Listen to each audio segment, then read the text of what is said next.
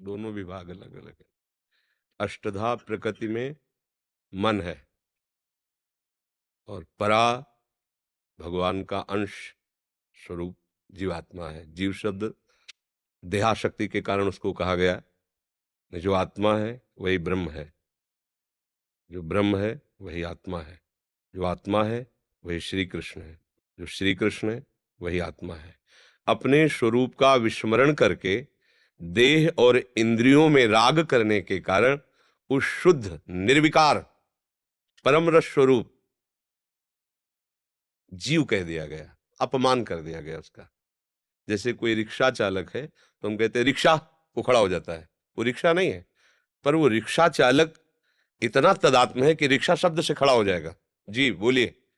वही टैक्सी स्वीकार कर लिया, आगे चल के पेश आया, ए टैक्सी, तो वो टैक्सी नहीं है, टैक्सी नाम उस जड़ का है, लेकिन वो चैतन्य बोलता है जी बोलिए साहब, बस।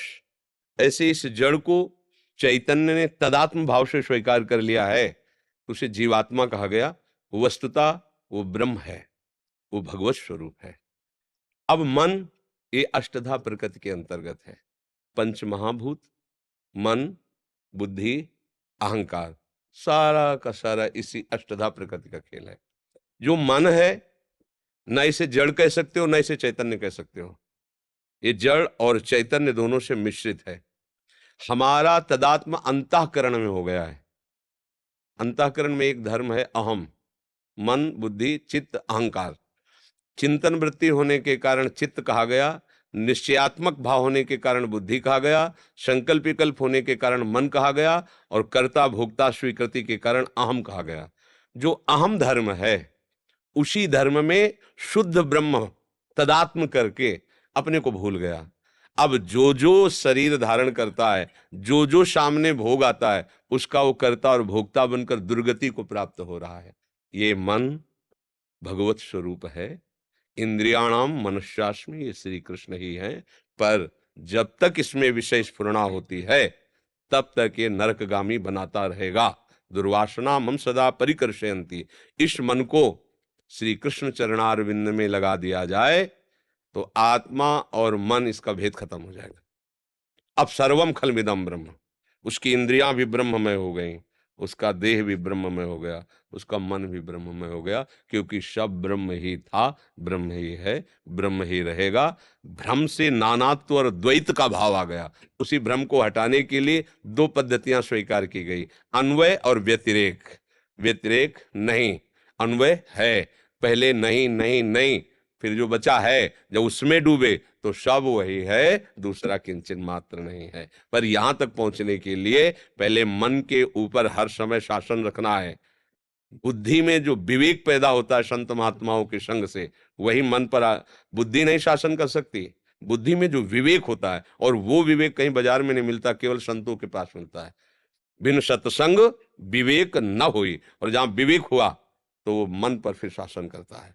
और मन जब मर गया, निर्विषय हो गया, तो कृष्ण में है। इंद्रियाणाम मनस्यास्मि, फिर सब भेद खत्म हो जाते हैं। इसलिए खूब नाम जप करो, गंदे आचरण छोड़ो, गंदा भोजन छोड़ो, गंदा संग छोड़ो, निरंतर भगवत चिंतन परायण रहो।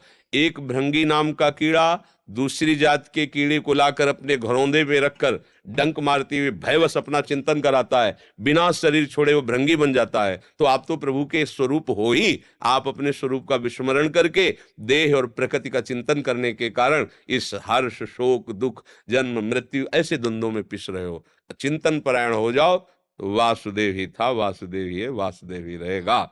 आप दुर्लभ गति को प्राप्त हो जाएंगे। सा महात्मा सुदुर्लभा वासुदेवा सर्वम इति, केवल वासुदेव ही है। समझ पा रहे हो हमारी बात? नाम जप करोगे, बुद्धि पवित्र होगी, तब संतों की भाषा समझ में आती है। अध्यात्म है ये प्राकृतिक बुद्धि से समझ में नहीं आती। जब भागवतिक बुद्धि होती है तब ये बात समझ में आती है। सुन लिया पर अंदर आप पकड़ नहीं पाओगे। अंदर पकड़ने के लिए अंदर के यंत्र जो है ना, वो पवित्र होने चाहिए, निष्काम। हाँ, हमारे स्वभाव में जो प्रकृति की तरफ आकर्षण बैठ गया है, ये जब तक परिवर्तन होकर परमात्मा की तरफ नहीं होगा तो कुछ भी कर लो, शांति नहीं मिलेगी, विश्राम नहीं मिलेगा। भोगों के आकर्षण से नहीं बच सकते। भोग आकर्षण परास्त कर दिया तो शास्त्र स्वाध्याय निष्फल, भोग आकर्षण ने परास्त कर दिया तो साधना निष्फल। भोग आकर्षण ने परास्त कर दिया, ज्ञान निष्फल। दुश्मन आके थप्पड़ मार के चला गया, दुनिया के अस्त्र टांगे हुए तो किस काम के?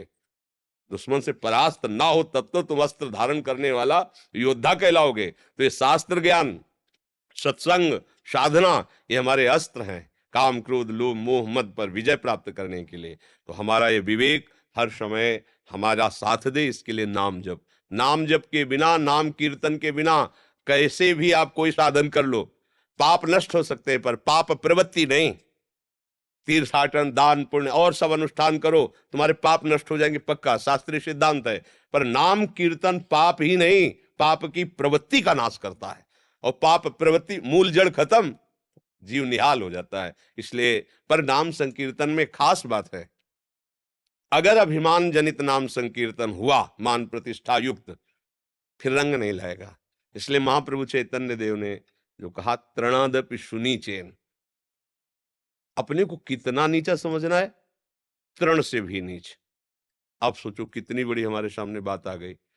हम अपने को क्या समझते हैं, हमारे आचार्य हमको क्या आदेश करते हैं, तृणादपि सुनीचेन, उससे भी तुम्हारे अंदर नीची दैन्यता होनी चाहिए। जैसे तृण में पैर रखो तो दब गया, फिर हटा दो तो उठ गया, ऐसा भी नहीं।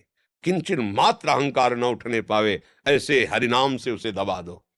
सहनशीलता के लिए कह रहे तरुषम सहनशीलता हुई, तरुर्यु सहिष्णुना, वृक्ष के समान सहनशील। महात्मा वही है जो सहन कर गया, जो टूट गया, परास्त हो गया। वो उस ऊंचाई पे नहीं पहुंच पाता जो साधना की ऊंचाई की भूमिका है, उसमें सहन करना। इसलिए महाप्रभु कहते तरोर्यु सहिष्णुना, वृक्ष के समान सहनशील। आगे जो बात करें, अमानिना मान देना है, दूसरों को मान देना उसका स्वभाव हो जाता है। स्वयं मान रहित सब ही मान प्रद, आप अमानी। अगर हमें मान प्रिय लगता है तो अभी हमें परमार्थ का ज्ञान नहीं है। निर्मान अमोहा जित संग दोषा, पहला शब्द है निर्मान, मान रहित होना। क्योंकि मान प्राकृतिक क्रिया है और ये देह संबंधी है, और देह में हूं नहीं, इसलिए मान प्रिय लगना नहीं चाहिए। तो अपमान अपने आप आपको अप्रिय नहीं लगेगा। तो महाप्रभु कह रहे नाम संकीर्तन कब आपके ऊपर रंग लाएगा, जब अमानिना मान देना, फिर कीर्तनी या सदा हरि, हरि का सदैव कीर्तन करो, जय होगी, कहीं कोई परास्त नहीं कर सकता। सारे शुभ अशुभ आपके नष्ट हो जाएंगे। जयति जयति जग उच्चरे, पूरा संसार नमन करेगा उसको। जिसके शुभ अशुभ नष्ट हो गए वो जहां खड़ा हो जाएगा, मम भक्ति युक्तो भुवनम पुनाद, सारे भुवन को पावन करने की सामर्थ्य भगवत प्रेमी महात्मा में होती है। खूब नाम जप करो। गंदा भोजन, गंदा संग, गंदे आचरण, ये अगर बने रहे तो नाम जपते हुए भी रंग नहीं आएगा नाम का। जैसे दवा खा रहे हैं, परहेज ना करोगे तो जल्दी रोग नष्ट नहीं होगा, पीड़ा और बढ़ सकती है। इसलिए नाम जब कैसे करना चाहिए, उस रहने से रहो। गंदा भोजन जो हम भगवान को भोग नहीं लगा सकते, गंदे लोगों का संग जिनके संग से भजन छूट जाए, गंदे आचरण जिनको भगवान कहते नहीं करना चाहिए, वो हम ना करें और नाम जप करें, तो इसी जन्म में हमें अपने स्वरूप का बोध हो जाएगा, भगवान का साक्षात्कार हो जाएगा। क्योंकि ये जन्म मिला ही है भगवत प्राप्ति के लिए, दूसरा कोई कर्तव्य नहीं, एक ही कर्तव्य, सावै पुंसाम परो धर्मो यतो भक्ति अधोक्षजे, भगवान अधोक्षज श्री कृष्ण के चरणारविंद में प्रीति हो जाए, यही हमारा परम धर्म, यही हमारा परम कर्तव्य है।